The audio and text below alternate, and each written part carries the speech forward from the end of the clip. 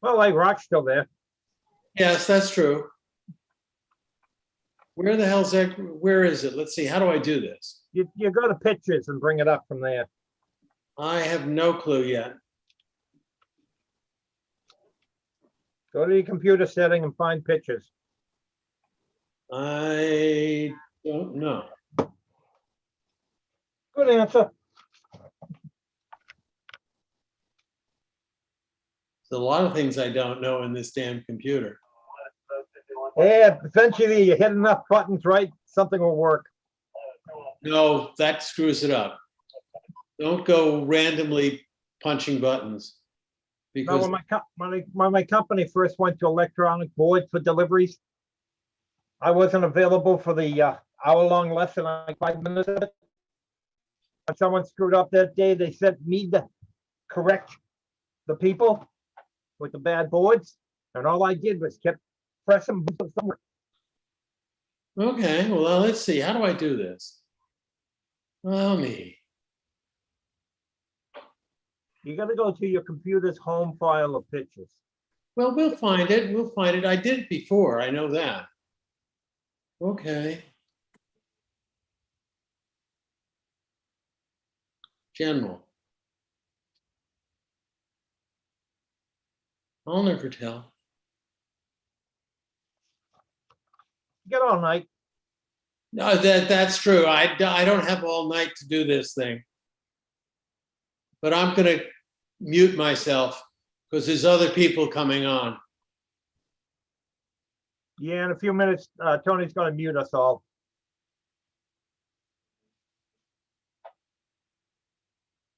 You just muted yourself.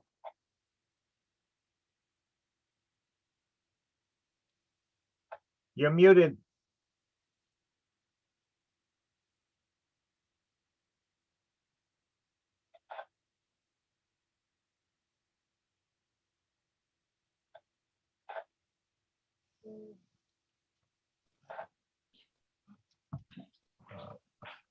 How do I find this?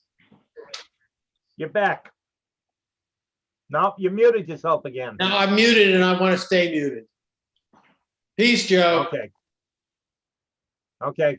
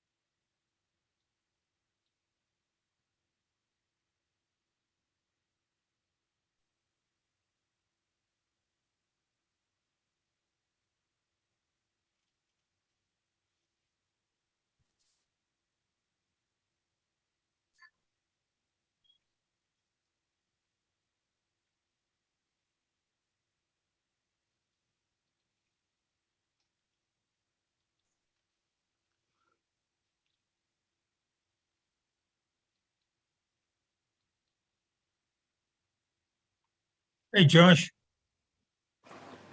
Hey, Gene, how are you? Good. How's it going? Good. We enjoying it? Yeah, having a nice time. We just got to Mendocino last night, left San Francisco after the meeting, and now I'm surrounded by redwoods. Now, is that Redwood Country? I thought it was down below San Francisco. No, it's about 3 hours north. Yeah. Beautiful Headlands Park here that we walked and jogged today. Reminded me of a gigantic version of Lodge Park. So Really? good inspiration for our meeting tonight. Excellent. How Yeah. long are you out there for? You there? No, the screen froze. Somebody's goofing there. There he goes. He's moving again. Who could that be? Could that be Joe Mellon? That Here's was the Joe. good Gene. Josh, you're breaking up on your video. Oh, really? Yeah. I hope this Wi-Fi is okay here. It's a rental place. Let me know if it continues to be an issue. I don't know if there's anything I can do about it. Maybe move a little closer to the router. Josh, are the trees still? I thought they got burnt down in the fires. I'm sorry, Candace, couldn't hear you. I said, I thought the trees, or at one point they were talking about they got burnt down in those fires last year, I think. Yeah, They're all still, in this area seems to be looks like it's untouched.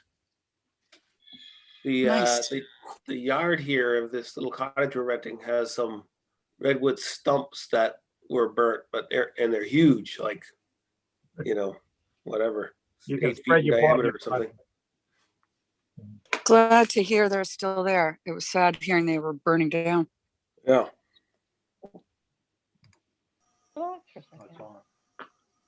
Yeah, it's just coming up again. I gotta make sure my, Go on mute.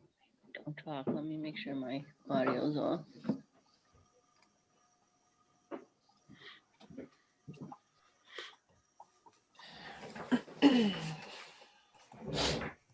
Hello there. Hi, Jean. Hi, how are you? Good. How are you? Fantastic. Like being on a magical mystery tour.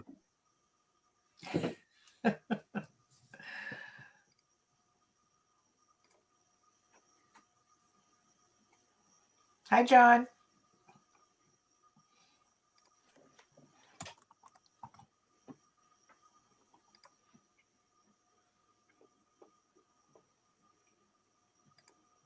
Going to nahant.org to make sure I get the official posted agenda.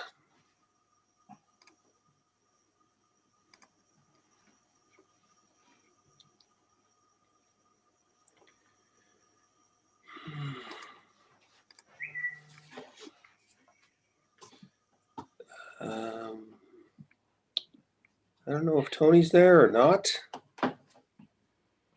No, I'm not seeing he We'll or give him a couple minutes, maybe still running around.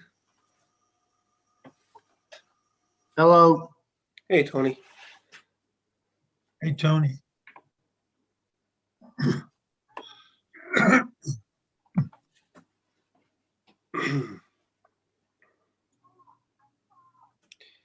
Let's just give it one more minute. See if there's anybody else that wants to jump on before we get started.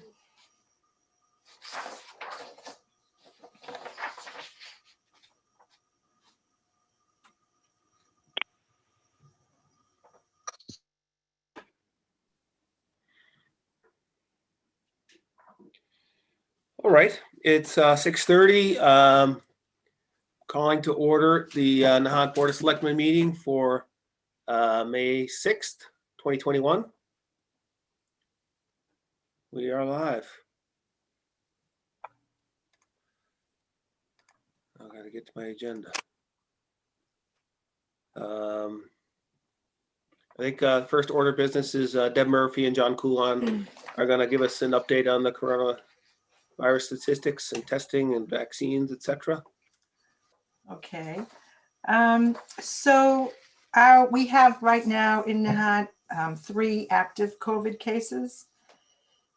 In the last 2 weeks, the data that came out tonight from the state, we've had 6 cases. We've had 418 Nahant residents tested. Just to compare that to Swampscott and Marblehead, Swampscott has had 28 new cases in that time frame, and Marblehead has had 22.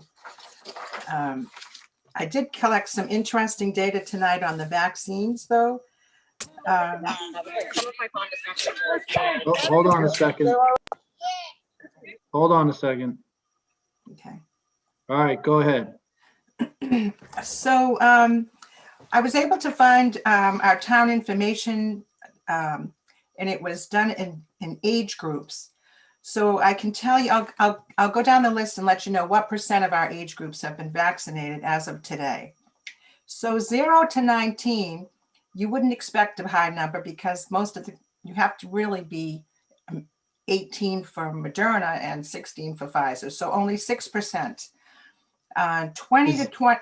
What? Deb, is that 1 dose or fully? Or No, 2 doses? these are the fully vaccinated. I could have separated it by 1 and 2, but I thought fully would be Yeah, no, I better for just, us to hear. Right. yeah, thank you.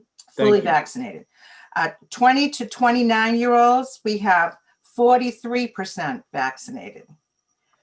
30 to 49, 35% vaccinated. 50 to 64, 74% vaccinated. 65 to 74, 94% vaccinated. Yeah. And 75 plus, 83% vaccinated. I think those numbers are great. I mean, Awesome. Amazing. it's wonderful, to tell you the truth. So, our numbers have been down. The highest age group right now for positive cases is 20 to 39 years old, followed by 40 to 59. The average age of the person in the hospital with COVID now is 60, but the average age of deaths now is 70. And for the longest time, that was 80 and above. But now, most of that people, as you can see in that age group, have been vaccinated. So the average age of the death has come down to 70. Was that the age range for the 3 cases we now have? So the 3 cases we now have, yep, they're trending in a little bit younger than, which doesn't surprise us because just because of the vaccine Right, situation. We do have a couple of contacts in Nahant from the Swampscott Middle School, not tested positive, but just home on quarantine because they were considered close contacts in the school. So Deb, do you have a total percentage? For the whole town, Yeah, I guess you'd have to add all that stuff up. No, I didn't. I actually didn't calculate that. I suppose I could do that if I added up all these numbers and divided it. But I could do that if you'd like me to. That's okay. I won't pop quiz you like that, but either way, it sounds Right. it sounds remarkable. Tremendous job. So next week, though, just to let people know, we're waiting. So the boards of health and, we're waiting to hear that we can go ahead and vaccinate the 12-year-olds, 12 plus. They're saying that would be with the Pfizer vaccine. And so when that happens, we will move forward with that age group. And then our numbers in that low category, of course, will go up. John, what? Sorry to keep throwing questions at you. Where would, if that age group does become eligible, would they be going to Salem? So John, do you want to speak about Salem State University? Sure. Because I do think, Tony, this would be the next step for this Okay. age. All right. So 2 days ago, Tuesday morning, Deb and I joined about 25 of our colleagues from about a dozen surrounding public health departments. We have a cooperative endeavor at Salem State University O'Keefe Center. Equipment being dropped off today and being set up tomorrow and Monday for first clinic this coming Tuesday. Communication and to the media is going out today and tomorrow, the initial push. And we, like any other clinic, we are dependent upon receiving vaccine. Now we have enough to start, and we are looking to put it on Tuesdays and Thursdays. We're going to have to see what the turnout is.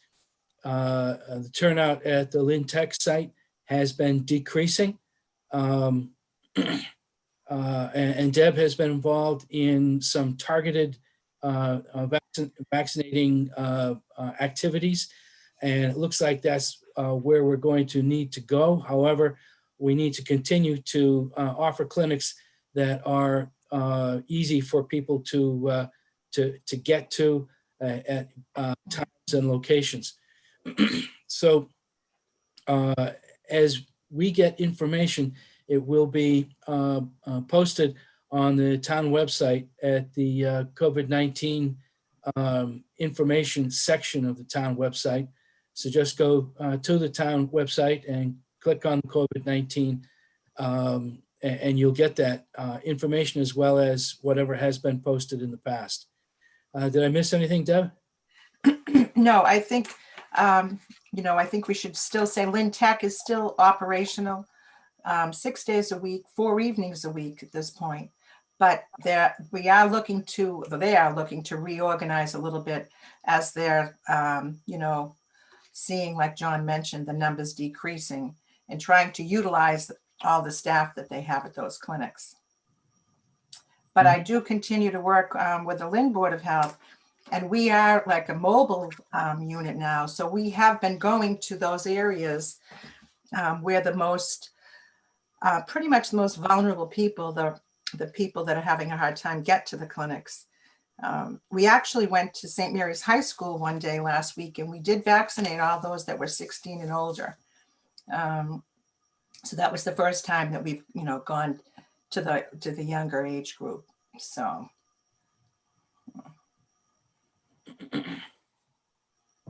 I'd say we are doing so well in town. I say we, the town citizens are showing up wherever there's vaccine and stepping up, rolling up their sleeves, receiving the vaccine, getting us closer toward herd immunity so effectively that my colleagues on the North Shore have been making jokes like, boy, we should all be like Nahant. Wouldn't it be great if we could all be like Nahant, if everybody's citizens would just get the vaccine and do what we've been telling them to do and asking them to do and pleading with them to do for a year now, or with the masks and now the vaccine. I have colleagues that look at me and they say, so is Nahant at 100% yet? And I say, well, no, but we're getting there ahead of everybody else. So collectively, we have a lot to be proud of in town, that people are showing up and doing the right thing. There's a question in the chat, John. What are the current COVID-19 rules about inside and outside groups in private homes or gatherings? Well, on Monday, we moved to phase 4, step 2. On Monday, we moved to 100 inside, 150 outside, if the spaces can already handle that number of people, and maintaining 6 feet of distance. except of course in the case of members of the same household. So people who have been applying for Board of Health approval for their COVID-19 compliance plans, I've been advising hold off until Monday and adjust at that time. And I've been directing people to the state websites so they can follow the progress. Our dates for changes are May 10, May 29, and August 1. Those are current dates, and there's even a possibility things might happen sooner than those dates. But I've just been telling people, stay tuned. Okay. Yes, thank you. That's all great news, Deb and John. So thanks for sharing that. It's encouraging to see that Nahanters are getting vaccinated and doing the right thing. So great progress. Anything else on COVID before we move on? Josh, I just might add that we have our second clinic at Nahant Town Hall. Our second dose for the residents that came will be June 1st, and we're going to have it from 10 to 11. But I Okay. think they all should have had that appointment made when they left. Yeah. So. That's great. And it was great that we were able to offer that clinic. So I'll make two somewhat COVID-related comments. One for town meeting. Obviously, we're expecting a lot more than 150 people. Just for those, who I think I've said it a couple times, but for anybody that doesn't know, as a governing legislative body, we are exempt from those gathering limits. However, we're doing everything we can to set up the town meeting space to be as safe as possible so that people can safely participate in the meeting and make their votes on any of the articles. It will be quite a large tent with 3 sides open, so it'll be nice fresh air blowing through. Seats will be in pairs, so members of the same household are sitting with each other. Those pairs will be spaced. The line for when we will have ushers or staff working the meeting so that when people are walking through the registration and then getting to their seats, we're doing it in an orderly fashion, and same thing on when people are exiting in an orderly fashion. We'll talk a lot about that, when the meeting opens. But I just wanted to take the opportunity here to provide some comfort to those that are listening that it will be a COVID safe environment. It will be required to wear a mask at all times. What we may do, we're still kind of going back and forth on this one, is what we may do is we might allow folks to remove their mask when they are speaking at a microphone. But other than that, we should have a safe, compliant event of town meeting. And then the other thing I just wanted to mention is that we've been monitoring these outside group gatherings events guidelines very closely for is Memorial Day. We've gotten a lot of questions from residents about what Nahant's plan is for Memorial Day celebrations. We will be hosting the cemetery portion of our typical Memorial Day celebrations this year. So we will have an event at the cemetery, outdoor gathering with the Swampscott band will be there. We'll go through reading of the names and the Gettysburg Address. By that time, I think we'll be at 250. Is that right, John? May 29th, we expect to go to 250. So we should be fine with having folks outside. We'll keep people spaced, but I wanted to let folks know that Memorial Day, 11 a.m. at the cemetery, we will have an outdoor event open to the public.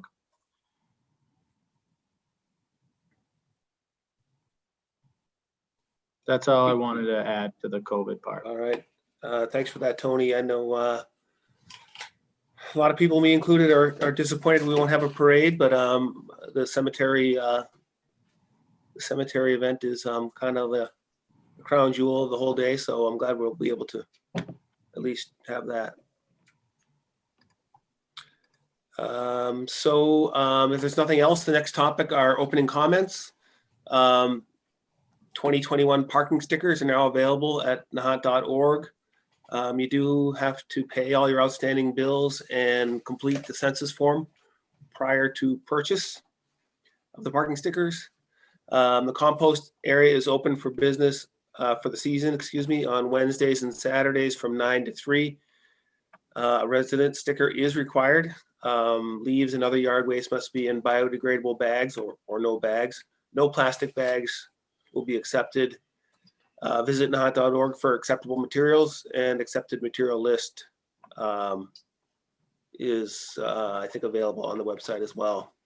Recycling for metal and white goods, TVs, computers at the Department of Public Works parking lot on the last Saturday of each month from 8 a.m. to 12 noon until October 30th. There may be fees depending on what you're dropping off, so visit nahant.org for more information. If there is a fee, no cash can be accepted. It's checks only, please.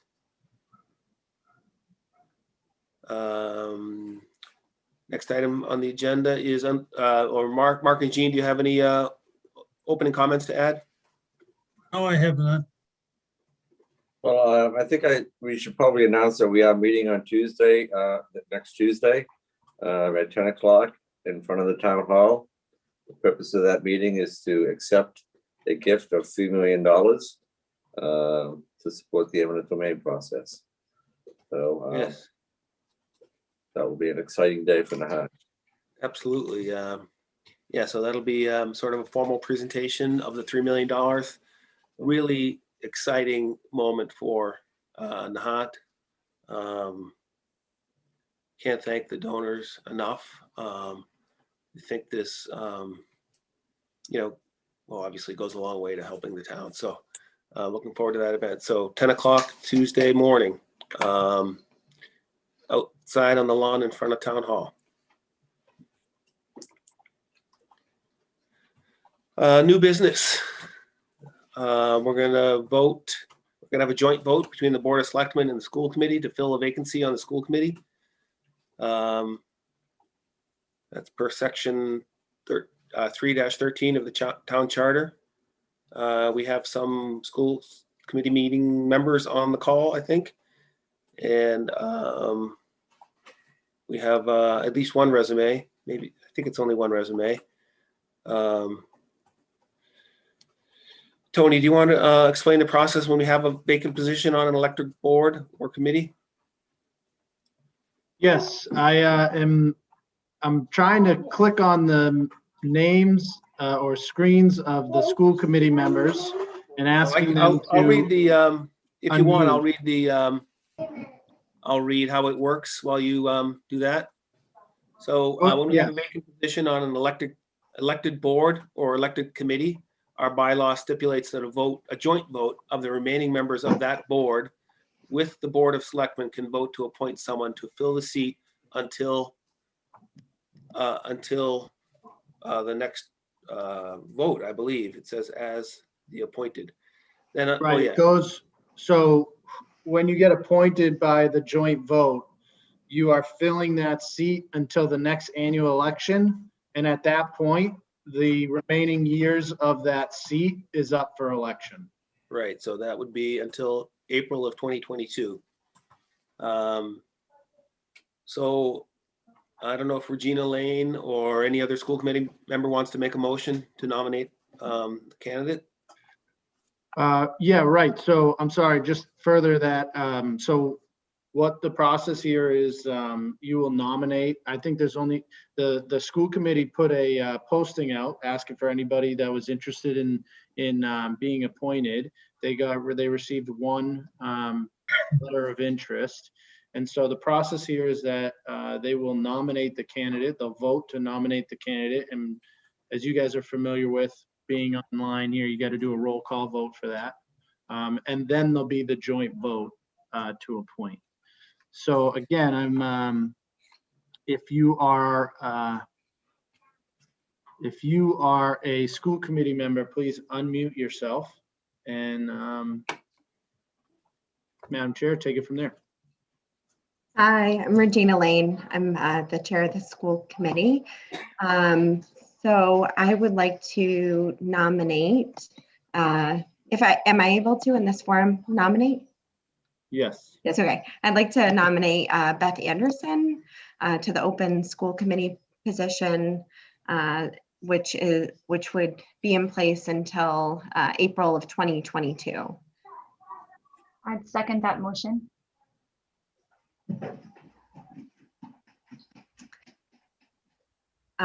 All in favor of the vote by a show of hands? I think we have to do a roll call vote. Oh, okay, roll call vote, sorry. Michelle Dam, Aye. Patty Karras, Aye. Lauren Sherlock, Aye. and the chair votes aye. And Gina, is it okay if I say a quick statement? I'd just like to just recognize that we are so lucky not only to have a volunteer for this position, but to have it be someone who brings so much to the table. From what I understand, Beth has years of experience in education, mostly at a higher grade level, but her experience will be invaluable to our town and our community. And I'm really grateful to her for her leaping into service less than a year after moving to Nahant. So Beth, thank you so much. Very impressive resume. Absolutely. She's done a lot in education and a lot for the world. She's just a great person, and we're very lucky. I'm asking Beth to unmute if you would, Beth, if you want to take a moment to say a few words. Sure, and that's humbling, and it's an incredible opportunity for me too. I've thought about being on school committee off and on for a long time, and it was a colleague of mine involved in Teach for America. I'm an alum of that group, although way back. And she noted that there was there might be some room in Nahant. And I felt instantly, lucky to have the opportunity. My family and I, my wife and I moved, we spent our first night in Nahant at 26 Sunset Road on September 8th. And we have 3 kids. One is at the Johnson School right now in first grade, and his little brother will join him next year. We got to meet Michelle through soccer, and we have a 15-year-old at Essex Tech, 9th grade. So we are full throttle, high impact in it with the public schools, and we're very excited. And I've devoted my whole career to public school education. I am a school superintendent for a public charter outfit that spans across Massachusetts. My background is working with really marginalized young people. And I started, kind of cut my teeth working with gang involved youth in South Central LA in the early 90s, and have turned that into a lot of investment and reform efforts in public education, so that our vehicles really serve young people, so they don't just graduate, but actually get set up for life to be able to stand on their own 2 feet and have an opportunity for an equitable future. And so we do that across Massachusetts with schools that serve really vulnerable young people, still formerly gang involved kids, but also newcomers to the country. And just, kids that have been marginalized and need a break so that they can get ahead. And so that's what we do. And and it's been really great. But this is another, serving on a school committee is a different adventure. And I think I have some to bring, but a lot to learn from superintendent. Our sitting superintendent is great. It's been wonderful getting to know Mr. Andrews at the Johnson School. And so I want to learn and contribute. And just every night we spend in Nahant feels magical, and feels like a gift to be in this just really special town. And so I want to give back, and I appreciate you giving me a chance, potentially. Thank you, Beth. We're so excited to have you, and clearly you have a lot of interest, and we're going to have a lot to gain with you as a member of our team. Yes, thank you very much, Beth, for volunteering. For those that can't see Beth's resume, it's very impressive. She's currently the Chief Executive Officer for the Phoenix Charter Academy Network, has been in that role for 9 years. So a lot of experience extending even further back. So it's Nahant that's receiving the gift of your volunteerism. So thank you very much, Beth. Thanks, Josh.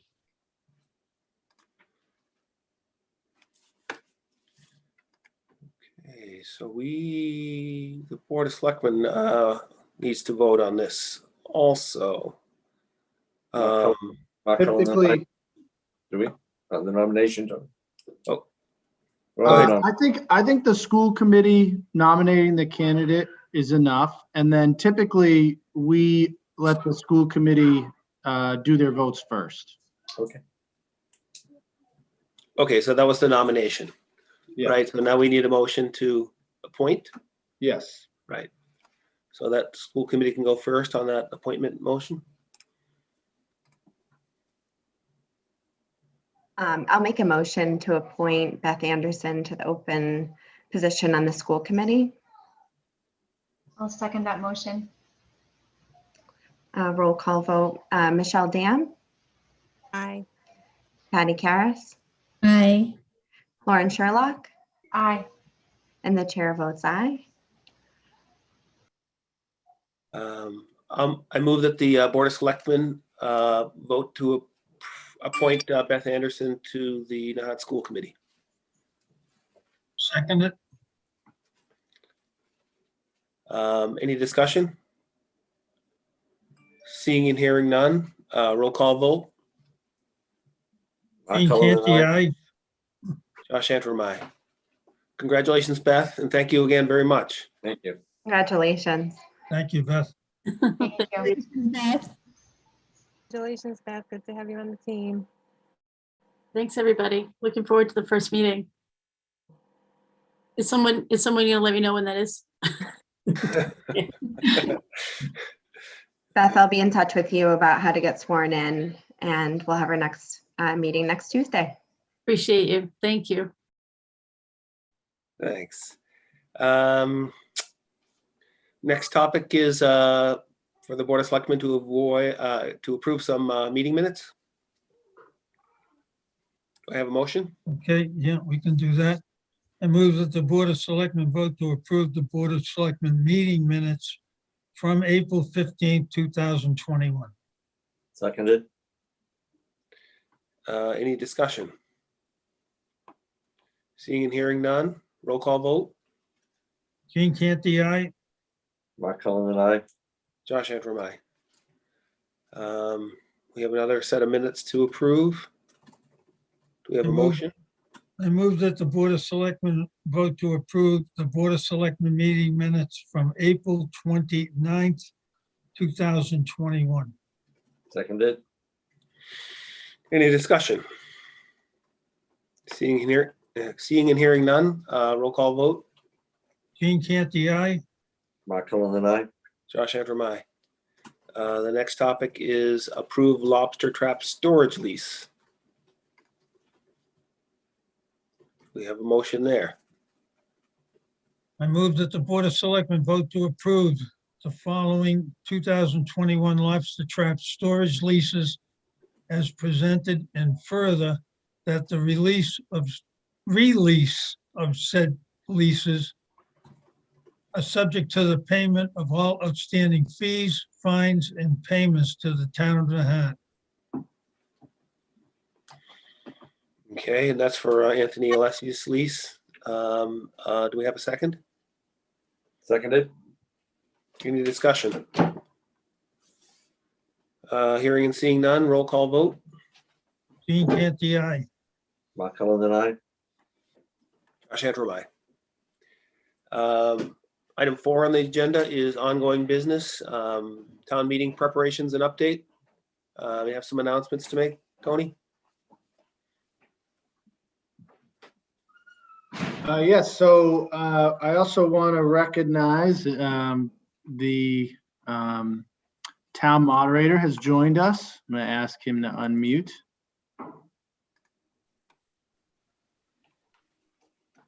It has been done. Hello, Welcome, Mr. Dave. Moderator. So, I put this on the calendar. We had some procedural questions regarding town meeting that I thought this was a good time to bring some of those up. You and I and town council met the other day to discuss some of those questions. We did go through a few of them last night in the informational session regarding eminent domain. However, these procedural questions aren't specific to any article, so they are things that we could, discuss at this time. I also wanted to use this opportunity to remind folks about what to expect at town meeting regarding parking and mask wearing. I talked a little bit about that at the beginning of our meeting during the COVID segment, but we will have quite a large tent on the field behind the fire station. We will not be at the town hall. Folks can park on the park side of Flash Road. You'll be able to drive through the parking lot of the fire department and DPW to drop off, and there'll be handicap parking available there. And then you'll continue to drive through behind the DPW and up to the school, where there'll be parking available in the school and along Castle Road. Traffic will be in one-way direction from Castle Road towards Mitchell's Corner. You could drive down Fox Hill Road and either go straight through or take a left. But when you get to Mitchell's Corner, you're going to be directed around. Again, that's because we're going to have a lot of cars and parking. We are working on, we will make an announcement. We're trying to figure out, trying to find someone to, we're working with the Council on Aging on using the Council on Aging bus for those who might need transportation down to the meeting. When you get there, again, you'll be required to wear a mask. Registered voters will be given an electronic voting device for all the votes that have been taken. I think a lot of people are familiar with those devices because we did use those in the town hall the first time. And then last year was the second time using them, but it's a great device. It speeds up the voting. It's essentially a secret ballot mechanism that allows you to quickly vote yes or no when a question is asked. And we will have people there, walking us through some example questions before the meeting starts. Tony, can I ask Dave a question? Dave, Yeah. you got an auction with those mailboxes we used to use? Only joking. Put them on eBay. It's like the fire By the alarm. way, I think one important thing to note is the town meeting will start at 12 o'clock. We've got a lot to do, so we're going to get an early start. We usually start at 12:30, but this year we will start at 12 o'clock on Saturday, the 15th. So be there or be square.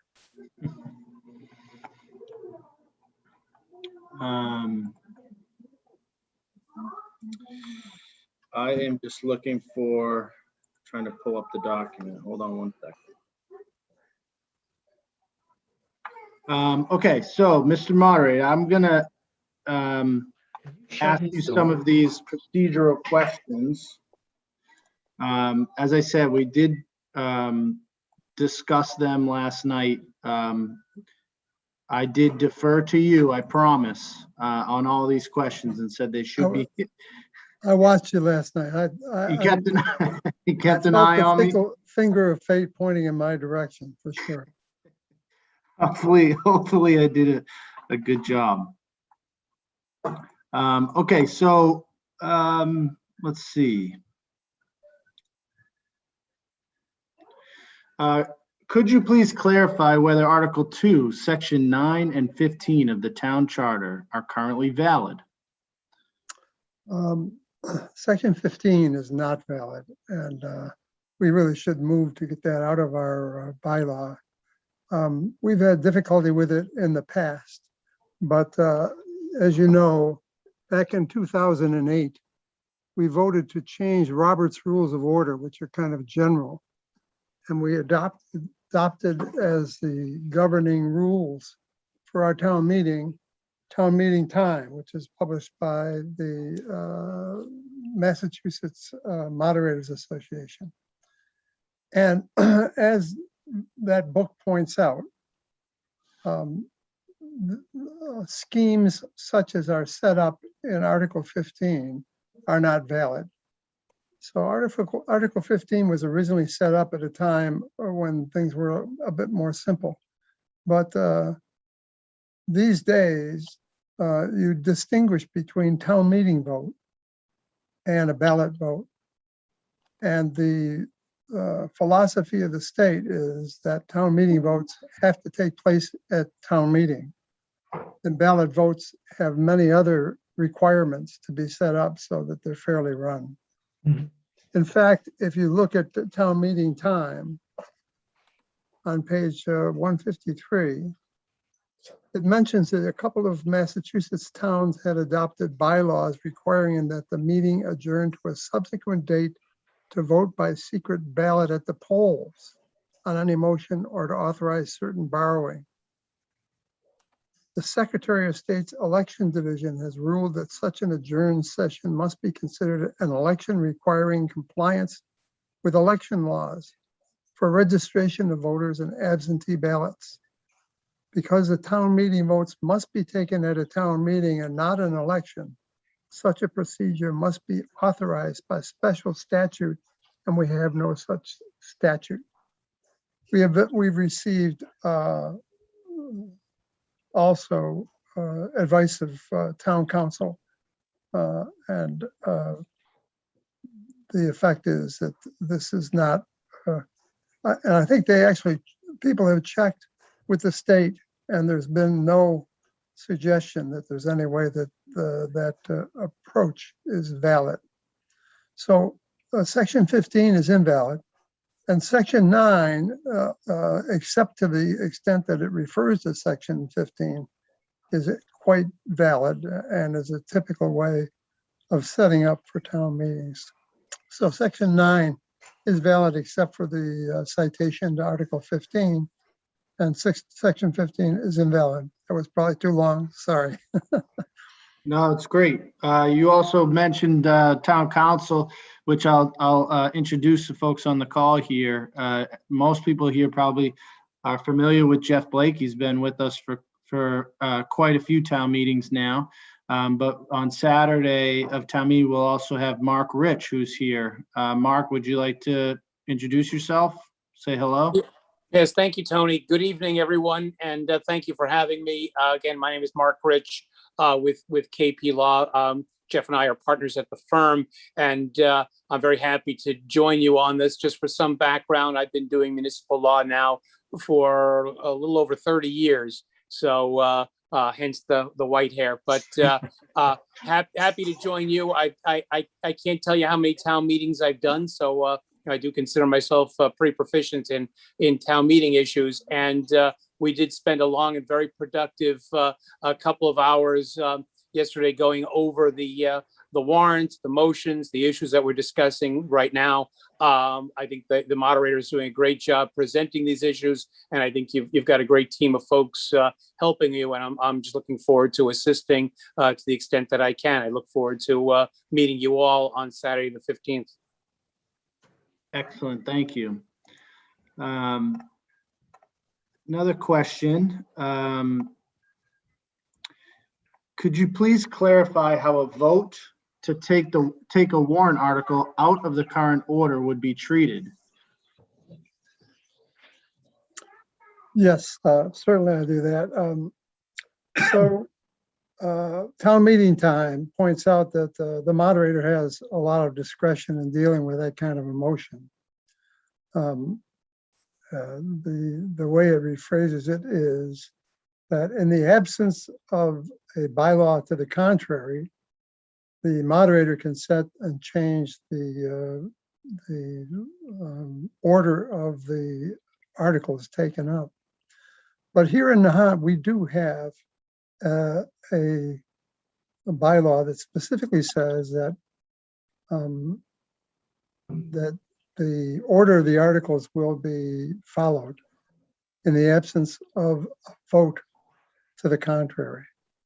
And so I don't have the ability to change the order of articles on my own, but there will be a vote, or there could be a vote at town meeting. And that's kind of a good thing to have, because you don't know why people want to change timing of things. And sometimes it's a bit tactical, and sometimes it depends on what the mode of the meeting is at the time. So if a motion is to be made, it has to be made at a time when no other motion is pending, or no other business is pending. And it would be a majority motion to make a change. So we'll see what happens at town meeting, but we can't make a change at this point. The warrant has been submitted and can't be changed at this time. So only through a motion at town meeting can it be changed. Dave, could that motion be made early in the meeting in order to give people an idea of when they would necessarily have to be there or would want to be there? Well, the motion can be made at any time, as long as there's no other business pending. On the other hand, I think it's risky to, if you really want to get a vote on something, to count on something being taken up at a particular time. You know, I can remember when I was on the finance committee, you watch town meeting and it seems to be going this way, and then it goes that way, and then it goes up, and then it goes down. And you don't know what's going to happen from time standpoint. So I think people should plan on being there rather than being square, and that way they get to vote on the articles as they come up, Great, whatever thanks. the order. Yep. And did you mention, the second part of that question was the threshold of that vote? Yeah, it's just a majority vote. Okay. But, well, in the normal case, it's a majority vote. But if it looks like something is being done for tactical reasons or something, I do have the discretion to make it a 2/3 vote. And I haven't made any preconceived decisions on that at this point. We'll just have to see what happens in town meeting, what seems to be the issue at the time. Mr. Moderator, just a clarifying question. So the motion could be to change the sequence of the votes, but not to set a particular time of day to hear that vote. Yes, under our bylaws, a motion to adjourn to a time certain is not one of the options for the procedure. Thanks.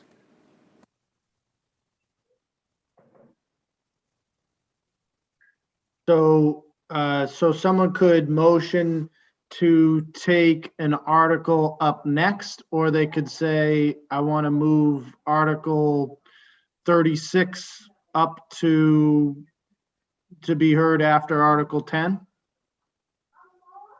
Those motions could be made, yes. Those are kind of motions that could be made.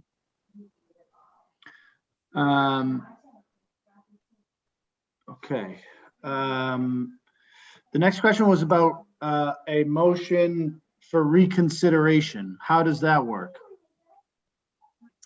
Under our bylaw, a motion for reconsideration has to be made within 15 minutes of the vote that's taken. And the reason for that is in the past, people have used motion for reconsideration to really change the playing field. So if everybody votes and they're all there to vote on this article, and then they storm out of the place, and then a half an hour later, somebody moves to reconsider, then you have an entirely different voting group And the people who won may be home having a cold beer, but they may lose in the end. So it's got to be done within 15 minutes. And I think it's a majority vote. And it can't be done more than once. Oh, I just lost. Uh-oh. We still got you. We still All hear right. Well, I can't see me, but I'm not that interested anyway. But anyway, I think it has to be done within 15 minutes. It's a majority vote, can't be done more than twice, and it has to be done such that the reconsideration is done in the same meeting that the original vote took place. Mr. Moderator, point of clarification. So the vote to reconsider is a majority vote, but when you get back to the main question again, if it's a 2/3 vote, would it be a 2/3 vote again? Absolutely, yeah. The reconsideration is not the same, not necessarily the same. And it's simply the motion to reconsider has to happen within 15 minutes, not that you actually get through the vote. Absolutely. People have to be put on notice that somebody is going to have it reconsidered so they can stick around and vote again to affect the result. So after that 15 minutes has lapsed, a vote to reconsider a previous vote is no longer valid. That's correct. And that's been enforced in the past. And it's an important part of the rule. Because again, you can, if you wait until everybody's dispersed, then the people who legitimately believe that they've won on a motion might be gone and might lose it. From procedural rule rather than substantive rule.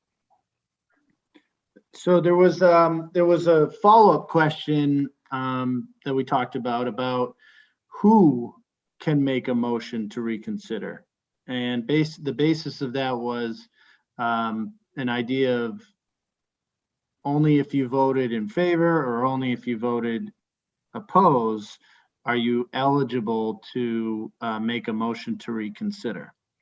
Can you explain that? Yes, there have been rules in other towns that say that you can only vote to reconsider if you voted on one side or the other. And the problem with that is, of course, that in most votes, up until these, even with these machines, the moderator can't tell whether the person who is moving to reconsider voted one way or the other. And so there's, if you look in town meeting time, they talk about kind of contests of wills where the moderator either doesn't believe or does believe the person voted the way he had to vote. But luckily in Nahant, we don't have such a bylaw. So it's not necessary for you to have voted on the winning side or on the losing side. It's anyone can make a motion to reconsider. They're not favored, and I don't think they're a good idea, but sometimes people can bring them up and the rule provides for it. So we'll see how it goes at town meeting.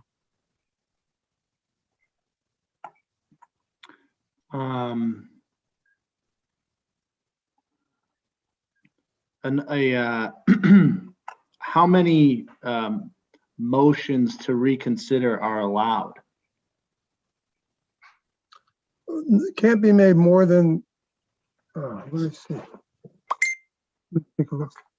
I think it can't be done more than once, but I want to double check it before I make that.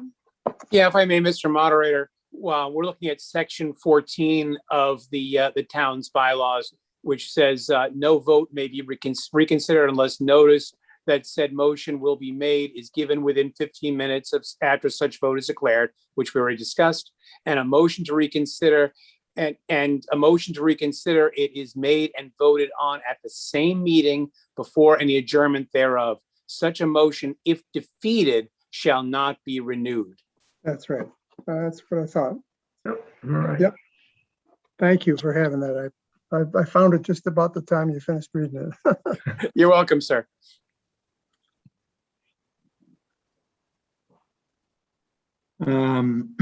Couple follow-up questions that, are a little repetitive, but I want to ask them just because I think there's still some confusion.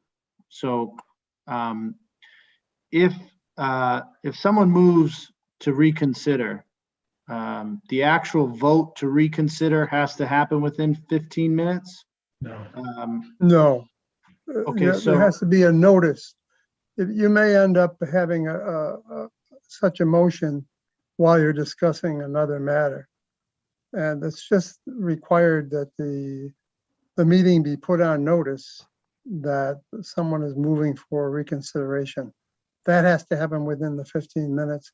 Then when the reconsideration takes place, if indeed the motion carries, that we will handle.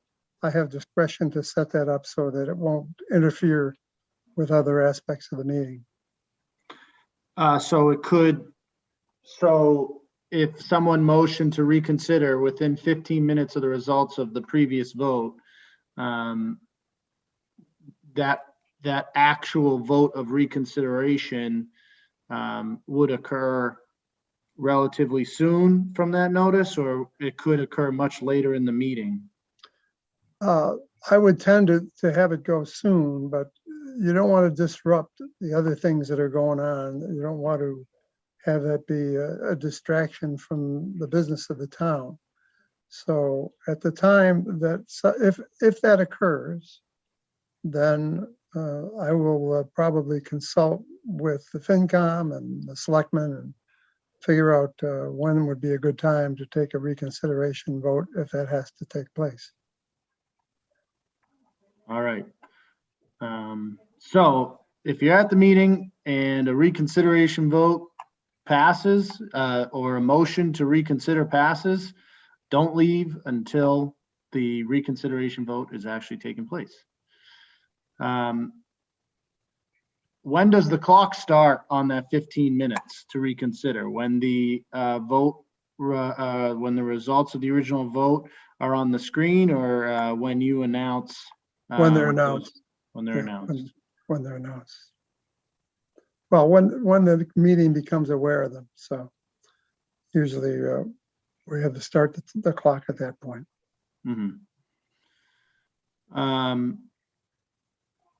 We did have an ADA related request, a Disabilities Act request, that seniors and those with disabilities who would not be able to sit in the field in a chair for a long time with uncertain weather, if a time certain is an option for when an article would be taken up, or if it's not, how could we make a reasonable accommodation for that? Well, I think we have to kind of roll with the punches, and we'll have to see what happens at the meeting. Most of the time, old codgers like myself spend a lot of time in town meetings, and most people can do that. If there's some issue in particular instances that we can take consideration of that. But I don't assume that people, just because they're advanced in age, can't participate in town meeting. On the other hand, as I pointed out before, we really can't set it for a particular time. And if you try to set it with regard to a particular place in the order that's set up by the warrant, you don't know exactly when that's going to occur. There can be other things happening.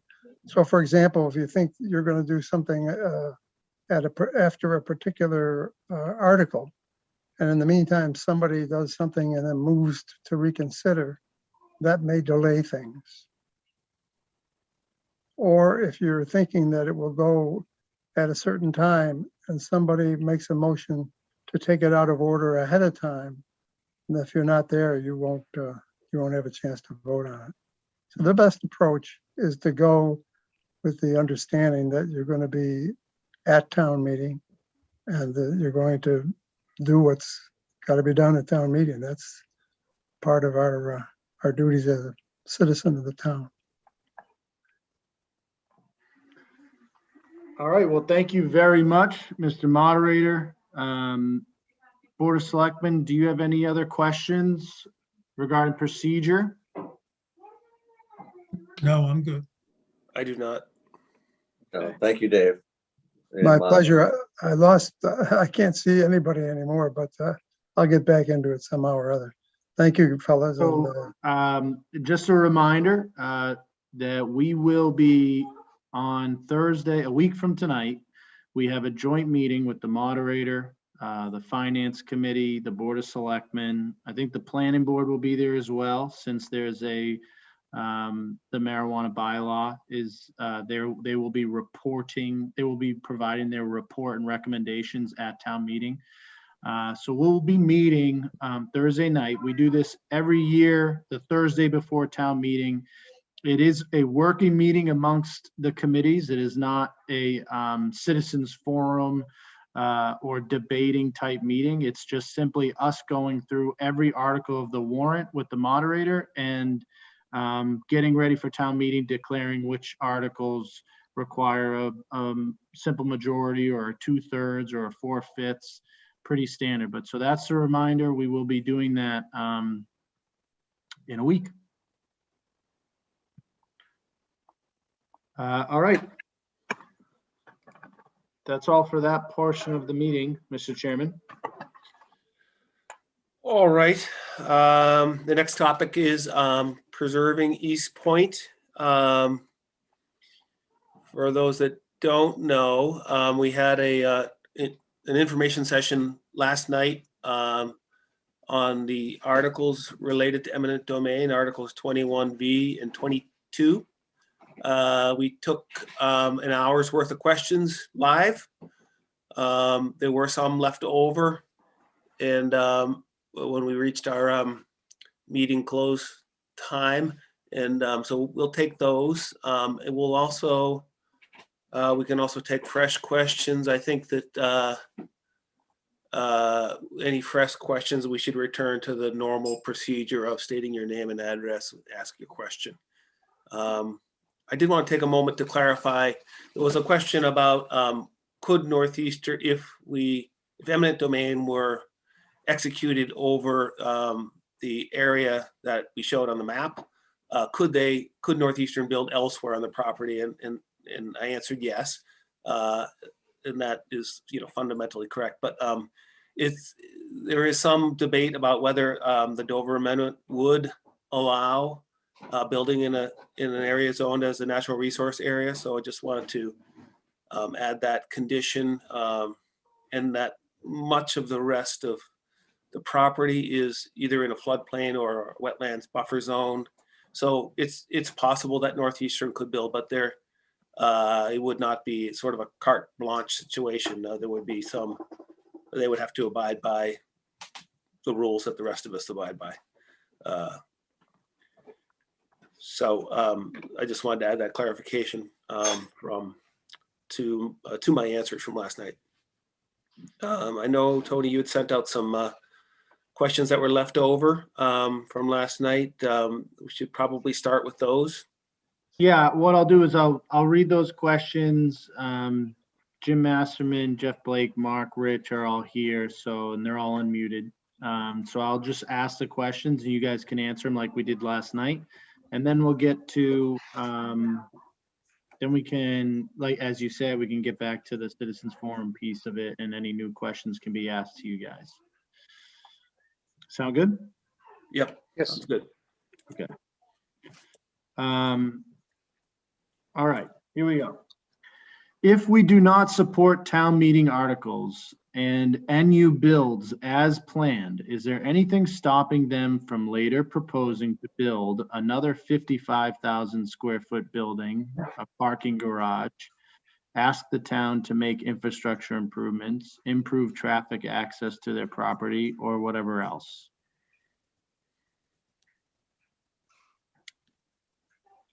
not sure who's supposed to answer that, but I guess my answer would be, I guess they can propose anything. There are, of course, the restrictions that I just mentioned, the floodplains, the wetlands buffer zone, and those kind of considerations, but I suppose they could propose anything.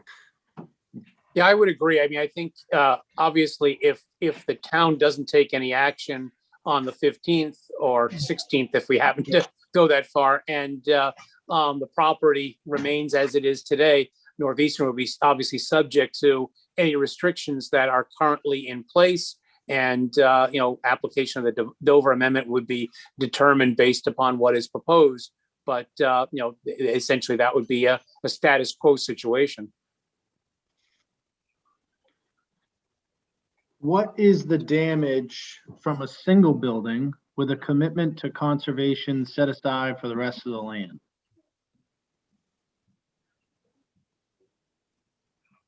It didn't sound like a complete sentence. Could you say that again?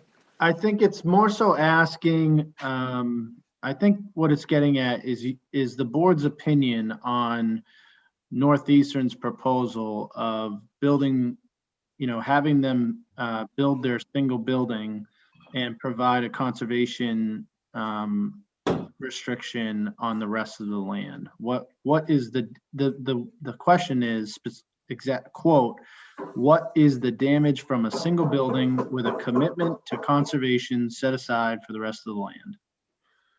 So I think that's referring to Northeastern said that after they finish building their plan, if they were able to go forward, after they finish building their 50,000 square feet, put in the parking lots, put in the 5 acres of geothermal wells and lights and all that, and then we'll put a conservation restriction on the part of the land that we are proposing to put a conservation restriction on, not all the land, but those same 12 acres. What would be the damage? I'm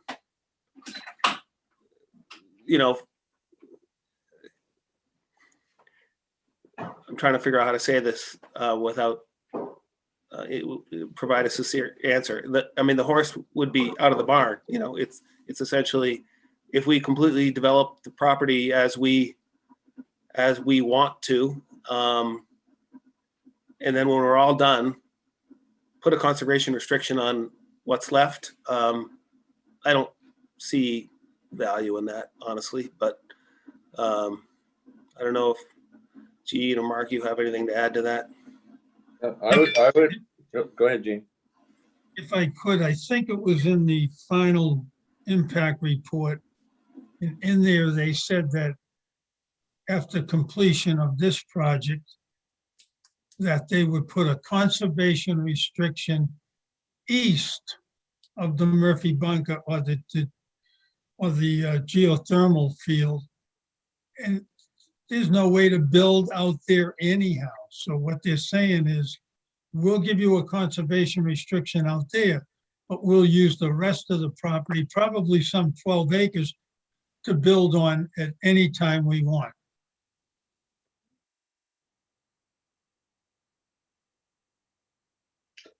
I don't think I can add much more to what you said and Gene said, Josh.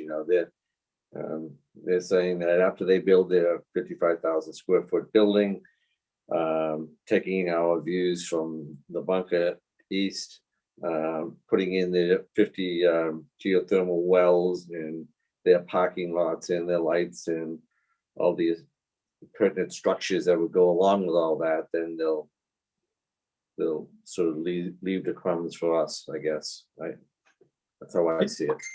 If I could just add to that, we're always talking about the now.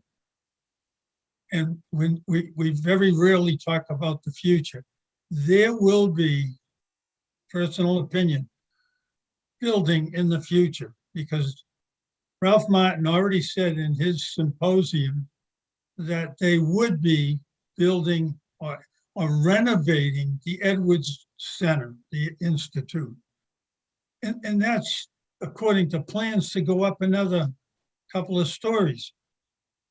I'm sure to our standards of building, but still, additions to that facility and additions to where the temporary housing is. People have to understand that. They're going to expand.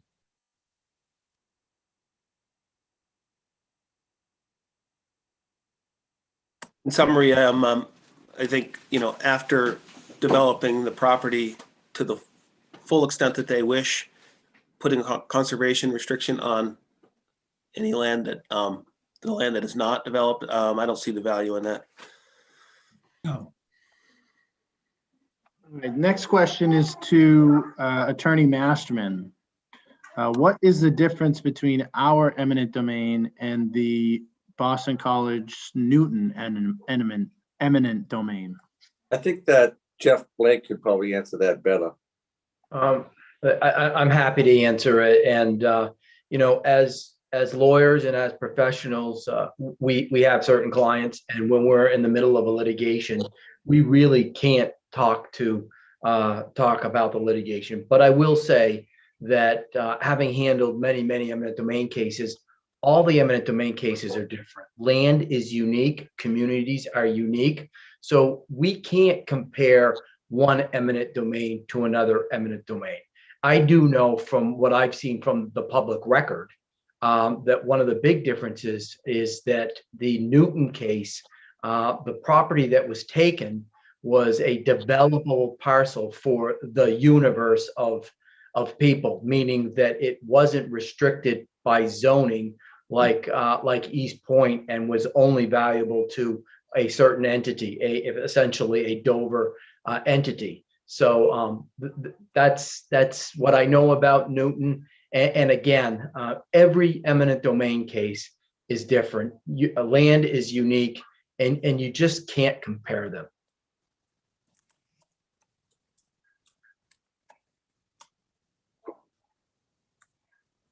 Although you shared the CPA cost per household would remain the same, aren't we using a total of $2.5 million of available CPA funds, parentheses 1.5 million plus interest, that could be used for some other Nahant CPA appropriate project? Despite matching funds, don't we lose access to those matching funds in order to pay the interest? Yeah, that question was answered in quite a bit of detail last night, but I'll say it again. $1.5 million over 30-year band for a 30-year bond. Principal and interest is about $2.5 million. State match is about 900,000 or thereabouts, and so the Nahant taxpayer contribution is a little under $1.7 million. We went through that last night on the slides. I think also, Mr. Chairman, what the question is also trying to address is because we're using whatever amount on East Point, does that subtract from what we could do in other projects in the town? And I guess technically, in a sense, it may. We've looked at this very closely, and I think the number is about 17% of the available funds for that category. But right, the other projects that will continue, obviously the town hall, the library, the Ellingwood Chapel, all of those, there's plenty of funding for all of those other projects into the future. I think That was also stated explicitly last night, showing the numbers that it averages 17% over the 30 years of the available CPA funds, leaving 83% available for other projects. Right. I think it's important to note, and Mark said it last night, there is none increase in taxes. And I seconded that. Mark said we would walk away from it if there was. The comparable sales valuation methodology that was discussed is based on a finite data set of like property sales. So if our valuation is based on these irrefutable facts, on what basis can Northeastern claim that the land is worth more? I guess that's a legal, that's a Jeff Blake question. Actually, I think Or Hey, Jim Just- Masterman. Yeah, I think it would be Attorney Maston. The question is about the comparable sales method. And we refer to sales in the marketplace as facts. If Jones sells to Smith for a certain amount of money, that is a fact in the marketplace. You could have 10 sales of comparable properties, all with minor differences.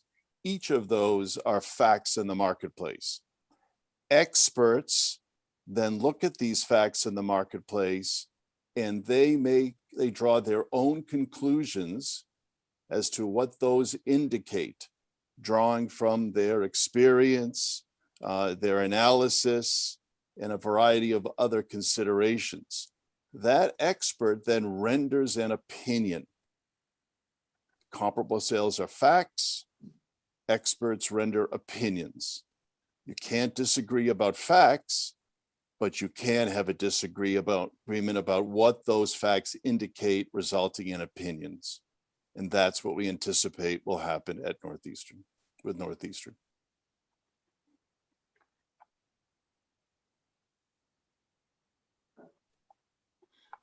When considering the Northeastern offer of payment of $6 million over time, can you explain the use of per capita calculations related to the Northeastern students / employees' impact on Nahant infrastructure? I am unclear why we are counting them. It usually applies to resident counts, and we don't count the impact of out-of-towners who work for our school, fire, police, or other businesses in town, such as Jesmond, Tides, etc. Nor do we count the impact of out-of-town landscapers, construction trucks, or other traveling our roads to work in Nahant.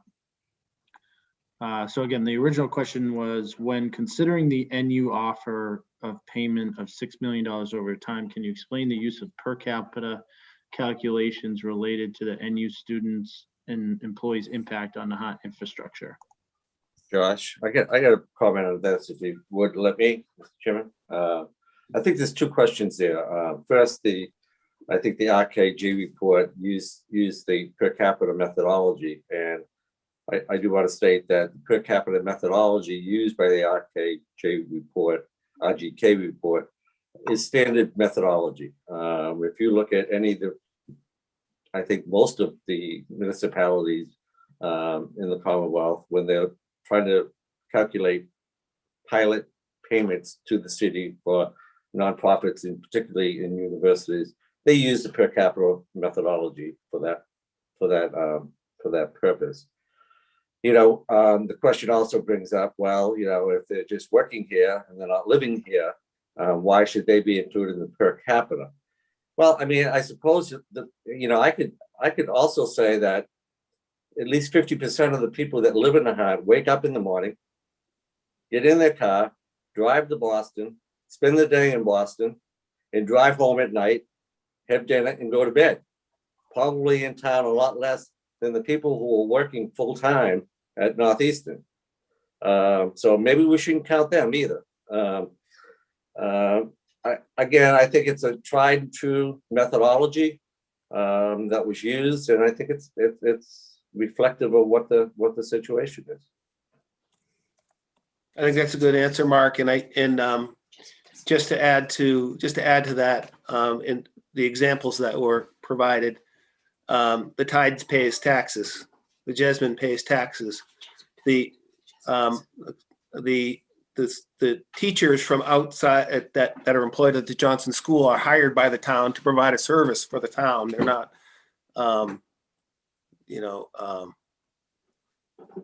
they're not, that's what they're paid for. Yeah, so you got to use some criteria. I agree with Mark.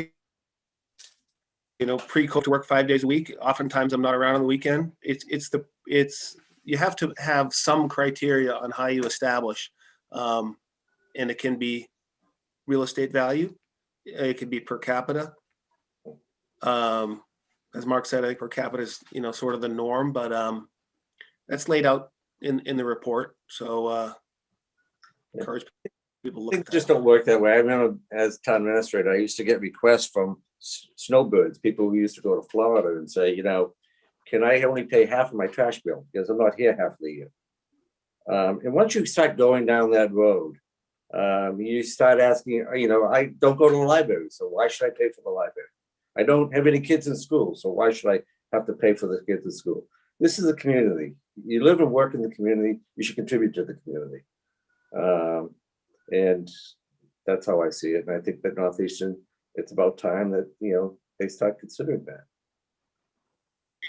As we go through the cost per person, one of the things, terminologies that keeps coming up is the pilot program. People have asked, what is the pilot program, or what does pilot mean? If somebody want to take that? Payment in lieu of taxes. It's Which, an acronym for payment in lieu of taxes. how does that work? Well, I'm sorry, Mr. Chairman, I'm jumping in here. Go ahead, Mark. Well, I know that in other communities, there are a number of universities, for example, in Boston that, and Cambridge, and I believe in Somerville and Medford, where the community has determined what they feel is a fair and equitable amount that nonprofit universities should pay in lieu of taxes. Again, they generally use the per capita methodology in determining that. Some of the universities make those payments, and some of them don't. I don't think there's any law, and town council can jump in here. I don't think there's any law that would require Northeastern to pay a pilot program. There is no law that requires it. Sorry, Mark. No, that's okay, Jeff. I think we were all jumping to that. Generally, pilot agreements with universities, I mean, this gets back to the discussion of the Dover Amendment and the exemptions that educational institutions enjoy in the Commonwealth to encourage the construction of educational facilities. And that results in large pieces of property being bought up by schools like Boston College and Northeastern and Harvard throughout municipalities throughout the Commonwealth. And obviously, as indicated in the discussion we just had, puts a significant burden on those towns. And so very often there are voluntary agreements, and a pilot is essentially a voluntary agreement to kind of balance that intrusion and lack of benefit to the municipalities. Municipalities bear the burdens of supporting these institutions, but don't always receive the benefits. And pilot is a method, usually a negotiated method, to try to kind of right that imbalance and provide some payment to the town.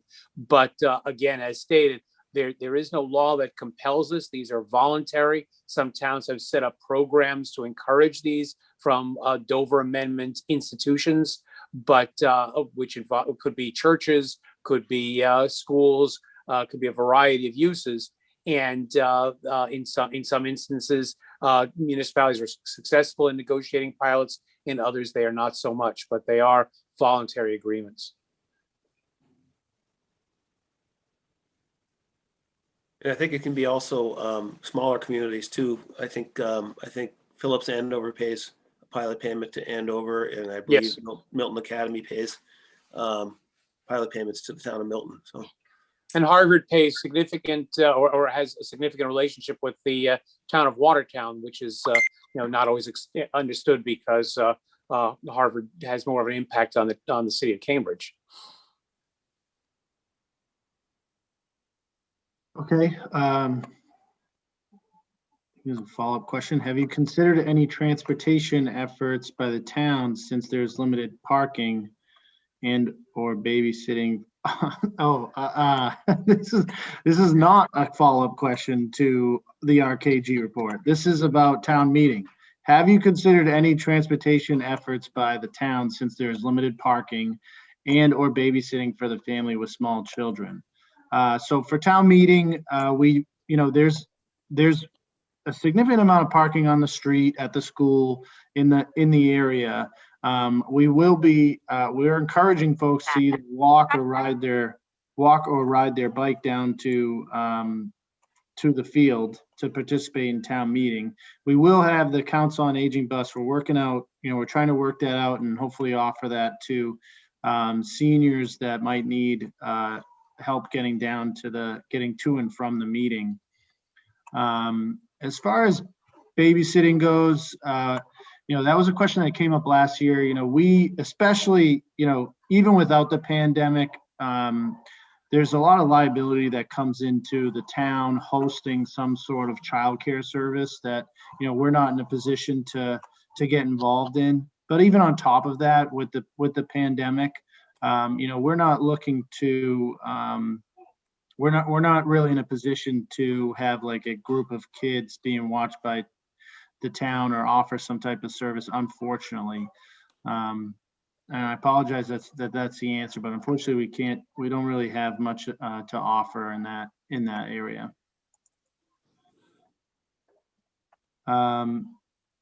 Will the property be transferred to NPT control after the taking? No. Why is one building and 90% conservation set aside, not preserving East Point as a natural resource area? I think that's the same as the first question. Would you expect the cost to the town to be if they build with infrastructure extra resources? Quoting the question, would you expect the cost to the town to be if they build with infrastructure, extra resources, etc.? I'm not sure what the question is. Just reading it from last night's chat. Yeah, I can't tell. The proposed eminent domain area to be taken appears to include the entrances to the Murphy bunker and the road surface immediately outside the bunker entrances. If the eminent domain takes place, does Northeastern have to get town permission for snow removal and use of road salt? I don't think so. The intent is the land on top of the battery, not interfere with Northeastern's existing use inside the battery. I would agree with the chairman that the answer is no. Moving science will remain completely unaffected. If eminent domain is adopted and Northeastern decides to build elsewhere on the property, the town would still have infrastructure costs for the new development on the property. What would be Nahant's recourse to pay for our costs, roads, infrastructure, police costs, etc.? Well, I'd like to hear from Gene and Mark, but my answer would be that part of the negotiated solution would include Northeastern paying a fair share to the town of Nahant for whatever construction is undertaken.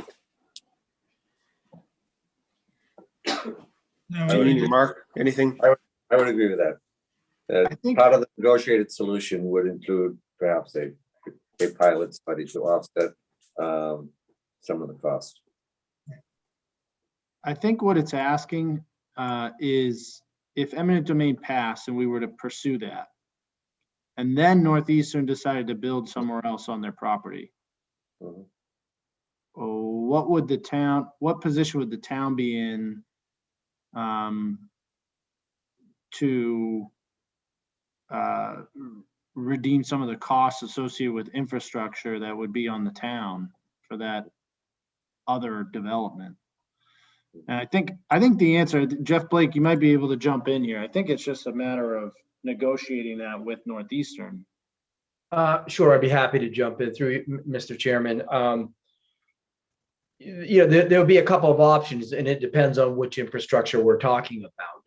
But obviously, if we had to extend a sewer or we had to extend water or the like, there are ways that we can actually require even a Dover protected entity and a tax exempt entity to try to at least give us some partial reimbursement. And then there's the ability to negotiate with Northeastern to try to get a pilot agreement. Okay. Tony, I think Mark is stuck. You gotta unmute him. Oh, there you go. Thank you.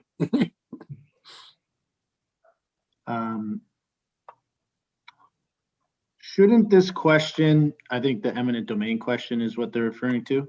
Shouldn't this question be initially out of a ballot of all 3,200 citizens rather than the 500 who can fit into the tent?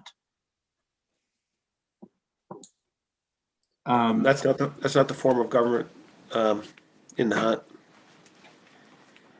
Yeah, Right. eminent domain is an authority or an option that's exercised by vote of town meeting. It's not something that's subject by statute to a ballot question, and ballot questions are initiated as authorized by statute.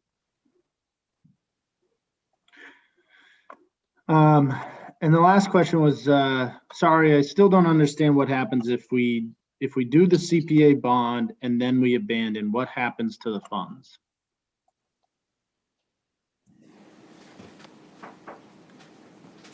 I'm happy to take that. If you abandon the taking, then the funds would sit there until it's been rescinded. But the fact is that the funds were earmarked for a specific purpose. Once that purpose is no longer there, what you would do is, and I think you've done it in prior warrants, is you'd rescind the borrowing. Yes, that's exactly correct. I mean, those funds would be essentially repurposed. You'd rescind the borrowing authorization, or otherwise use those funds for an allowable purpose under the CPA.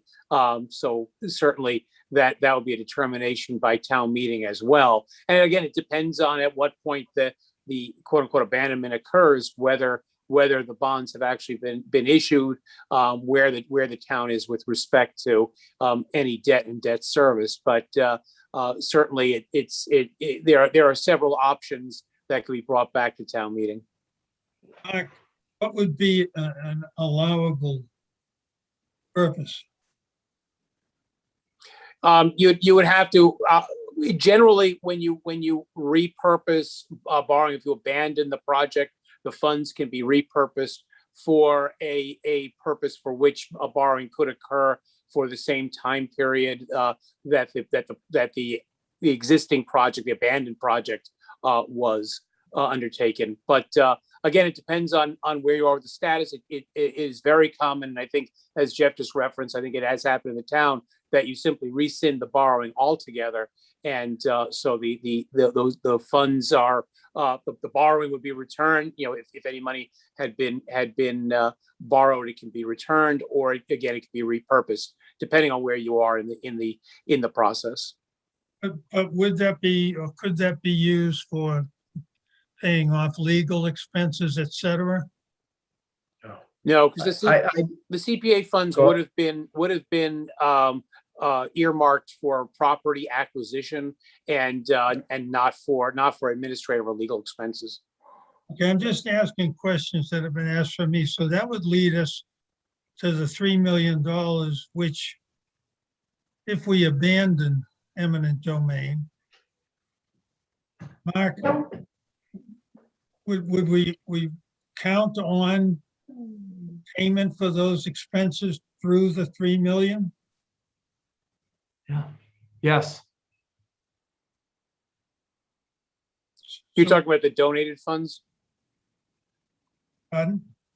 Are you talking about the donated funds? Yes. Yeah, the donated funds could be used, and what Jeff was going to get at, the donated funds are completely different than the CPA funds, and could be used for a broader purpose. CPA funds are much more narrowly tailored. Josh, haven't they been committed to do just that? Yes. Yes. And Jeff Blake's working up the legal wording for that agreement. Right. And I believe it'll be stated explicitly that those funds can be used for both the taking and also if in the unlikely event we decide to abandon for the costs associated with abandonment. So is it safe to say there would be no cost to the taxpayer? I believe that's safe to say. The abandonment cost would have to exceed the available $3 million for there to be any risk. Highly unlikely. Okay, so those are all the questions that were submitted last night. There are some folks in the chat that are asking questions that I've asked them if they would like to come off of mute and announce themselves and ask their questions to the board. Do you want to get to that part?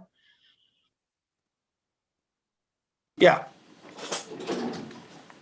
Okay. First is Ken. Let me see where you are here. Unmute. Oh, you made me I'll go hear first. you. Yep, can you hear me? Yes. Okay. Just and I had put these in the chat. so I'm Name asking and you- address, please. I'm sorry, Ken Carangelo, 81 Willow Road. This probably is for Dave, just to clarify on the reconsideration discussion. If reconsideration is voted on Saturday, that it cannot be brought up again on Sunday, is that correct? You have to unmute, Mr. Moderator. But there I go. There you go. Yes, so the bylaw says it has to take place in the same meeting, so you don't have a total change of the people that voted for it or against it. So it would be done, we would do it within the same meeting, and that's what I think the intent of the bylaw is. Okay, just want to clarify, by same meeting, you mean the day, not necessarily. Same day, yeah. Same session. Same session. Thank you. Question with regard to eminent domain. Given the constraints that Josh had described and the limitations of the wetlands bylaw and the limitations of the conservation easement that you're proposing, where exactly would Northeastern be allowed to build? I think they would have to look at their map and figure that out. That's really not an acceptable answer. Well, Mr. Chairman, if I could add, it's not the town's position to answer that question, although we have submitted under the MIPA filing a series of alternatives that we believe are feasible and worthy of discussion. That's a public document, anyone can see it, and we have schematic designs of where we feel some of that would be possible.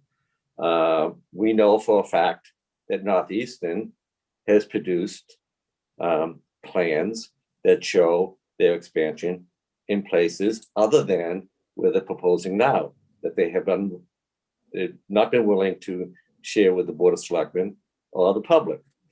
So hopefully during our negotiations, we can come to an agreement with that. You may want to ask Northeastern why they haven't shared those plans.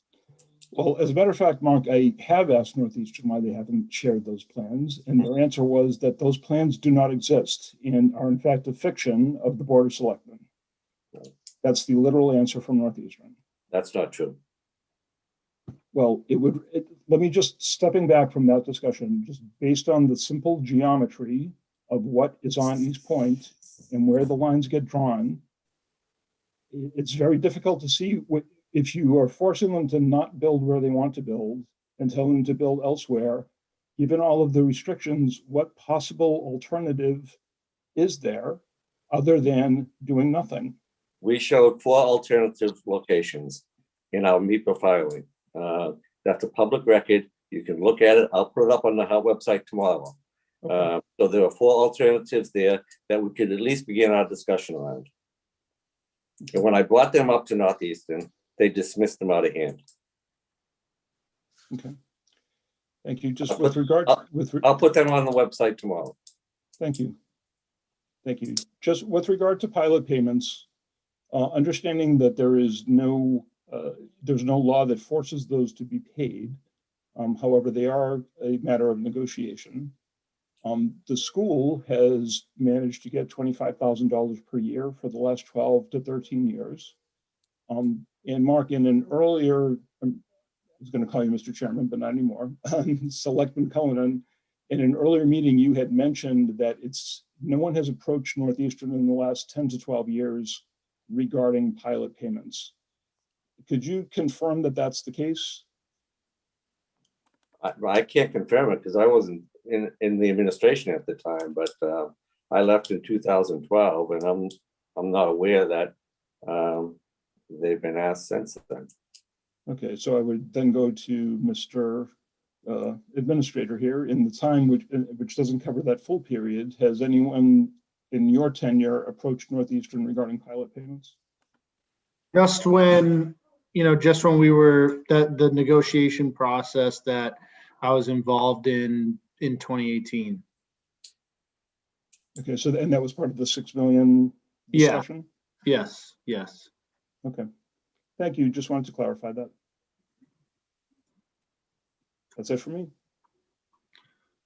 Thank you, Ken. Alice, if you could, let's see, unmute and state your name and address. Oh, there you go. Hi, Alice Court, 7 Valley Road. I had a few questions about the RKG analysis and what the current costs as well as the projected costs to the citizens of Nahant would be. My understanding is that the RKG report had to acknowledge that it was basing its financial analysis just on the numbers that Northeastern was giving, so that the new building allegedly would add 114 new personnel, and some other document they had also listed 247 personnel. I think that maybe they mentioned that in the DEIR. And so they calculated that would cost between 14.8 and 26.7 million dollars over 40 years, additional to the cost of running Nahant. And that would be an average, in my math, of 422,500 to 542,500 per year.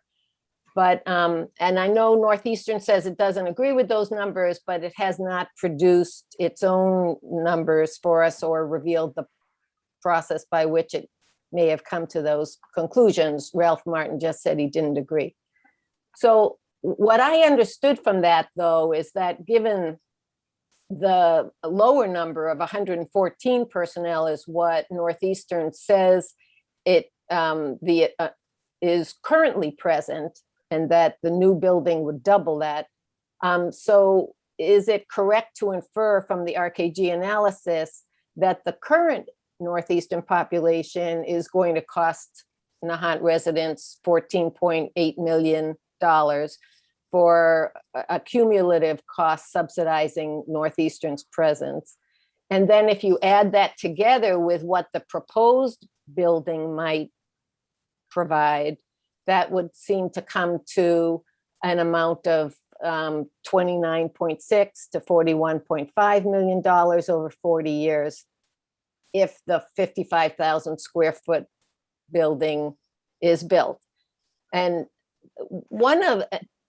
there are two problems that I have with that raise even more concerns in my mind, is that then if they improve the Edwards building, which Ralph Martin said they would, if that accommodated more people, those numbers would go up higher.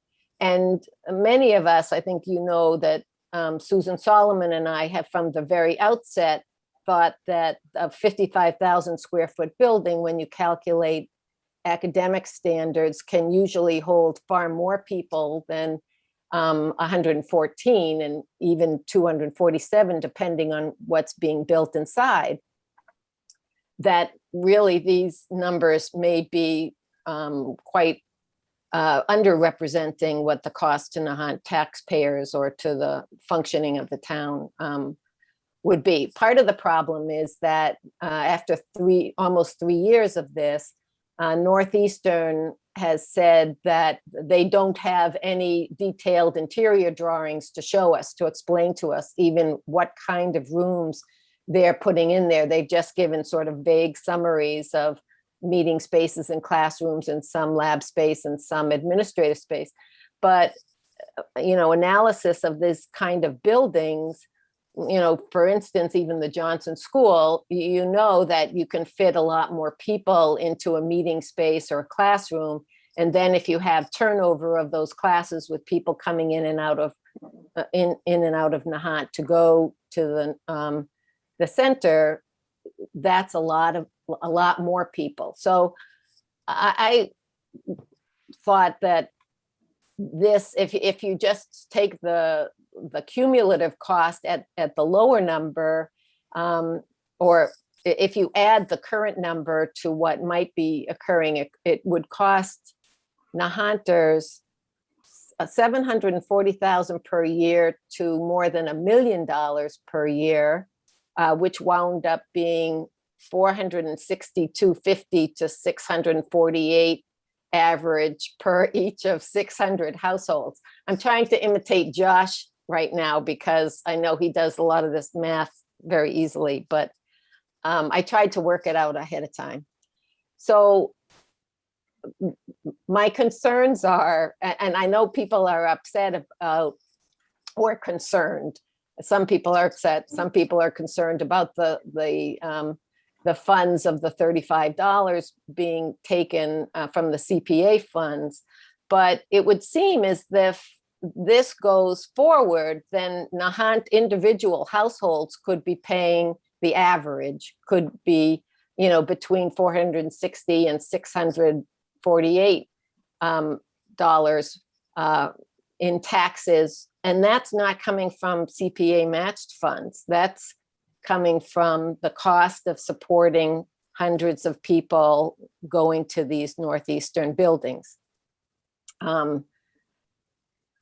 It's hard having all of these moving numbers, but I think part of that had to do with the fact that Northeastern has not been very revealing about what the building is actually going to be used for specifically, and hasn't shown us the interior design and so forth. So I'm sort of having worked out those numbers. Does that make sense to people? The fact that we're already paying for 114 people coming and going, and that if an additional 114 people or more, likely more in my view, come on to Nahant, those costs are just going to rise and rise. Sorry, that was long. That's okay. So I think there were a few different points in there, Alice, but the first point was that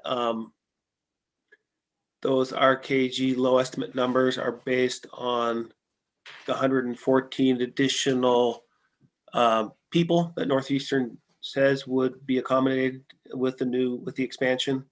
That's correct. The report does outline some different numbers. So it projects the numbers for the 114 people, which is what Northeastern has stated. So we're taking that at face value, or that was taken at face value. And then sort of a medium number, which is based of 147, which is based on Northeastern's earlier environmental impact statements and MIPA filings. And then a high of 205, which is the maximum occupancy based on the analysis undertaken. So the financial impact of the town was looked at under those three scenarios. So the 14.8 million, that's for 114 additional population. 19.1 million is for the medium additional population of 147 per Northeastern's earlier projections, and the 26.7 is based on a higher estimate based on what we think is a normal occupancy for an additional 55,000 square feet. So I think that's the answer to part A. Part B is, I think Northeastern's current occupancy is also about 114 people. So yes, we're currently, let's call it subsidizing that. Let's see, part 2 was, it's hard to know what the real answer because Northeastern says they don't have architectural plans. They've been planning this project for 4 years. They've gone completely through the MEPA process. They've submitted the notice of intents to Concom. Their plans had them breaking ground in 2020.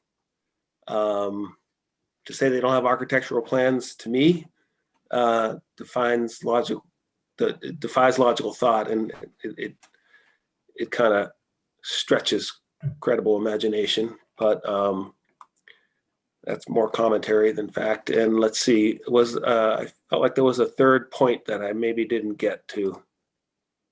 Was there something else, Alice? The cost, the lack of plans. Try hitting unmute now, Alice. Okay. There you go. Sorry. I know, I think that sort of summed it up. I was trying to combine the current populations with the future proposed populations so that we actually got a sense of what the cost to the town of the entire the entire site would be, and then acknowledging that Ralph Martin has indicated that the Edwards building will be worked on, and this concern that I know Jean and others have mentioned, that means that it will also be expanded. But so we don't know because they have not been very forthcoming about it. But thank you for your answers. Yeah, so that, the answer to the first part is, yeah, those numbers are for the increased numbers, does not include the existing population or population growth elsewhere on the property, let's say. All right, next is, it's coming up on my screen as 1111. I'm going to ask you to unmute. Please state your name and address.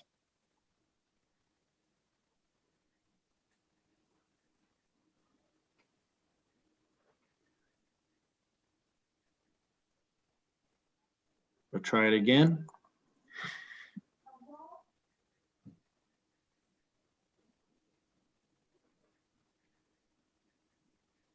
All right.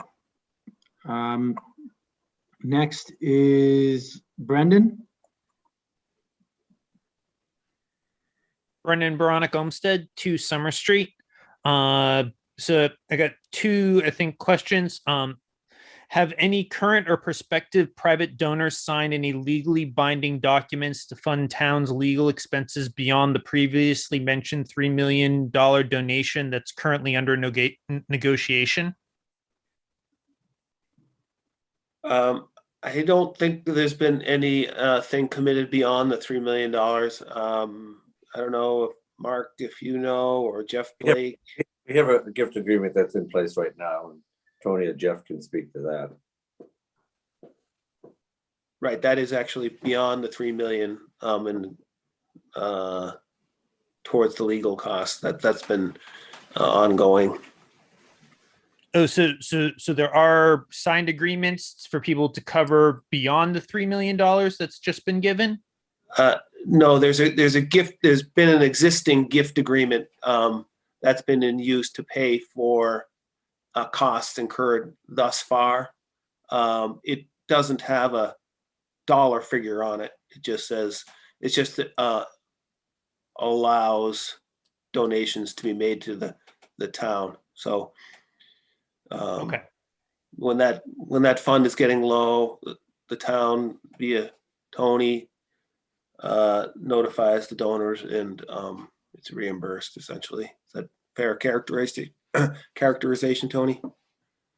Yeah, pretty much. When we have, when I get a a bill for anything related, whether it be, legal fees or professional services or anything related to, the Northeastern situation. I pay it out of that gift account, and then when I don't have enough money in the gift account, I let Nahant Preservation Trust know.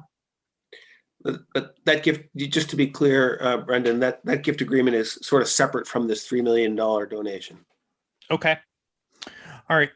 My second question was, given any future private donations are in a sense are speculative, if the town exhausts the current funds that have been gifted in the litigation process and abandons it, excluding private donations, what would be the town's options to cover the abandonment costs? You want to have a shot at that, Jeff Blake? I think, yeah. I'd be happy to. The town's options would be, well, first of all, I think you're setting up a situation that the whole purpose behind using Chapter 88 for the eminent domain taking is so that we don't get into that position, right? We are going to get to a situation where we know how much a 3-judge panel is going to say that property is worth. It's very, very, very unlikely that by the time we get to that point, that anything close to the $3 million will have been eaten up. The way the agreement is going to work is that we are going to be able to use the $3 million donation first, and then after that, we would use any town funds. The town funds would be used, could only be used for the purchase.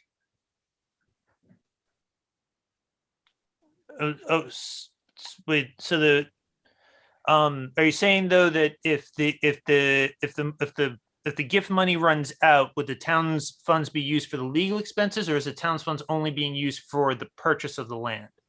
The CPC funds are only going to be used for the purchase of the land. Okay. But if there's legal fees, the town would have to fund it by some other source. If there's legal fees beyond $3 million. Yes. And you didn't get any further private donations. Well, yeah, it okay. All right. Thank you. That's all I wanted to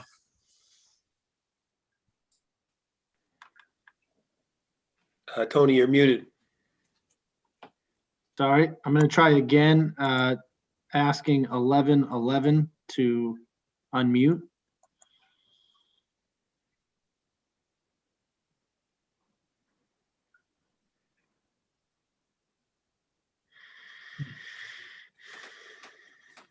It's not working. And then there was a follow-up question from Ken.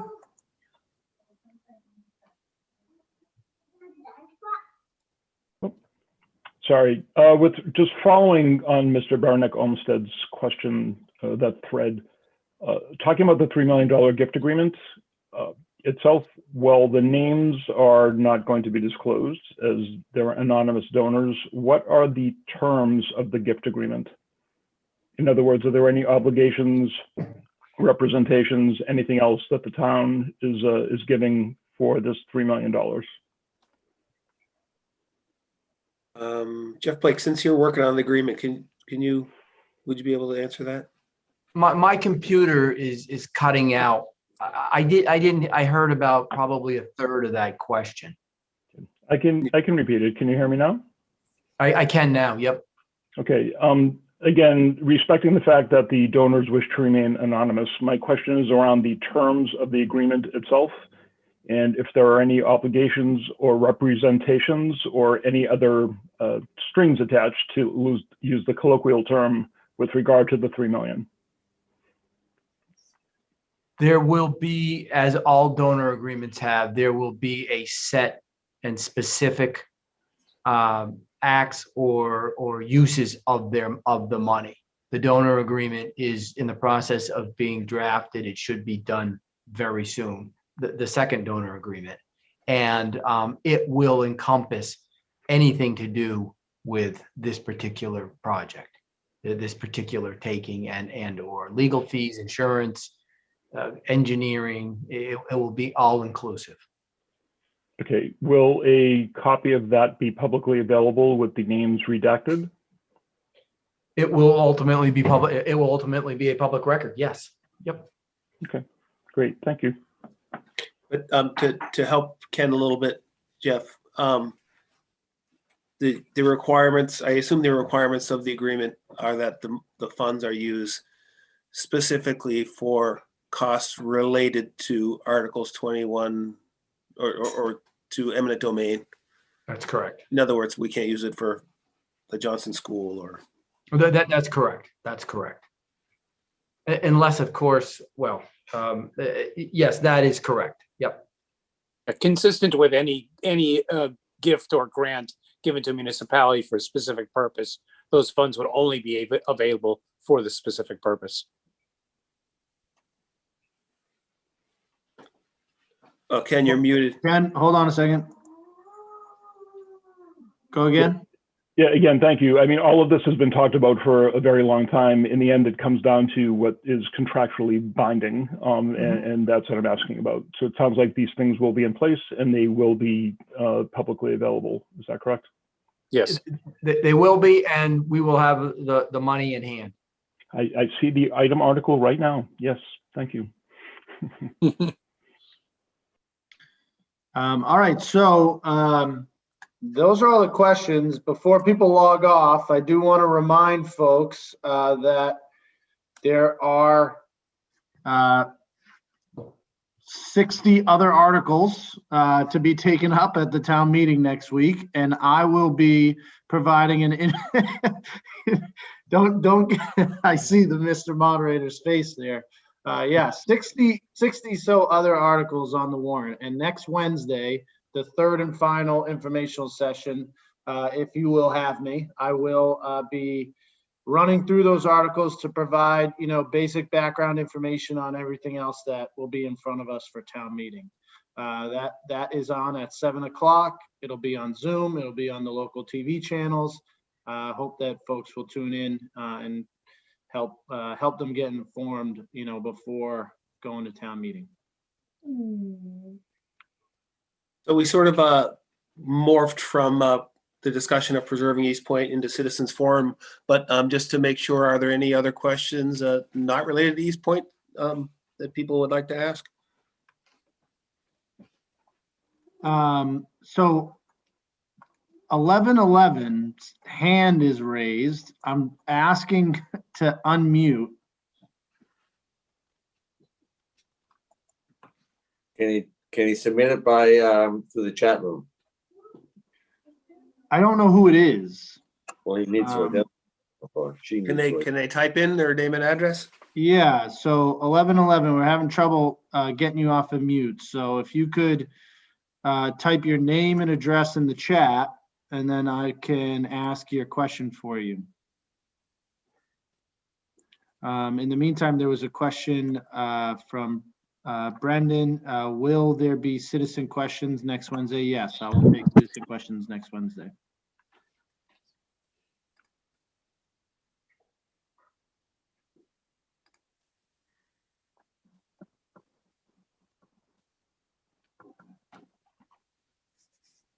All right, well, while Here we go. I got it. Core Long. Property tax paying residents do not get billed for police fire services. Northeastern do not pay property taxes. Do they pay for fire and police fire calls? The answer to that is no.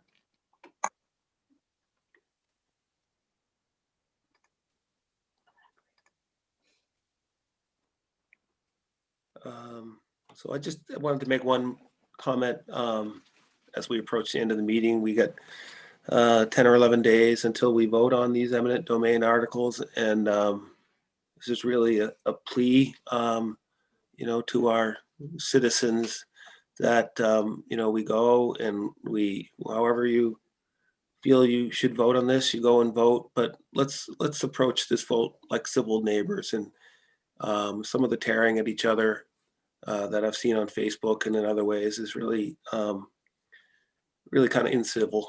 So my hope is that we can get through these next 10 days like civil neighbors and place our votes next Saturday or Sunday. There's a few more questions too, Mr. Chairman. Sorry. Sure. Follow up from Cora.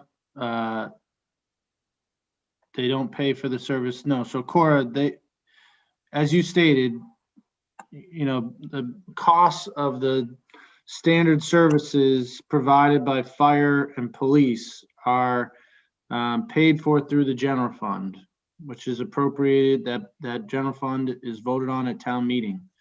90%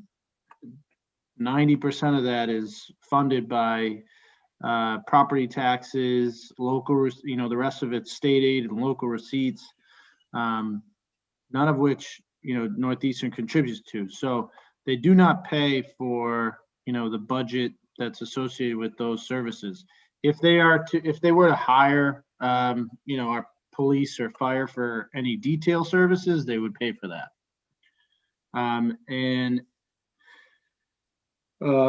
Michelle?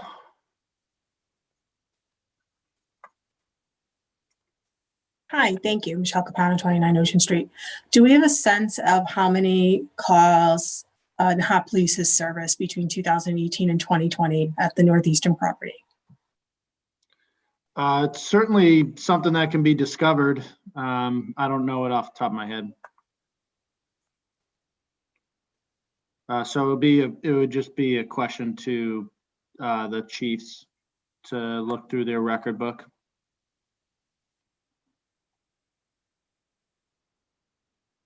Brendan, you have a question as well. Yes, the other night there was a map shown of the eminent domain proposed taken land. Is that available on the town website? I've been trying to find it. Well, if you go to documents and then go to town meeting and click on the FinCom report, you could, you're going to get a digital version of the Finance Committee report. You could find it there. Okay. Is it in the warrant book, Tony? Yeah, that's what I mean. It's in the FinCom warrant book. I think it's like page 213. It's in the 200s or something. It's in there. I don't know if everyone's gotten that far. It's quite the read, but it is in there. We could try to separate it out. Okay, so the one in the book is black and white. So we could get the color version put onto the website. Sure. Oh, all right. Thank you. Yep. Okay, that's it. So we are through the agenda. Thanks everyone for joining. And I'll entertain a motion to adjourn. So move. Seconded. Any discussion? Hearing and seeing none. Roll call vote. Gene Canty, aye. Mark Cullen, aye. Josh Antrim, aye. Good Good night, night, everybody. Good night.